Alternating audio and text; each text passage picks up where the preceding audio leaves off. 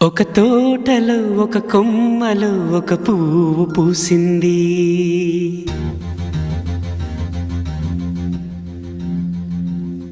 మహారాణిలా మహాలక్ష్మిలా ఆ పువ్వు నవ్వింది.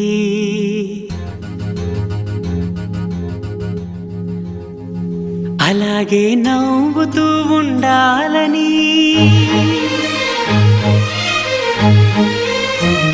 అలాగే నవ్వుతూ ఉండాలని నింగి నేల వాగు వంక చెట్టు చేమ గువగూడు ఆశీర్వదించాయి.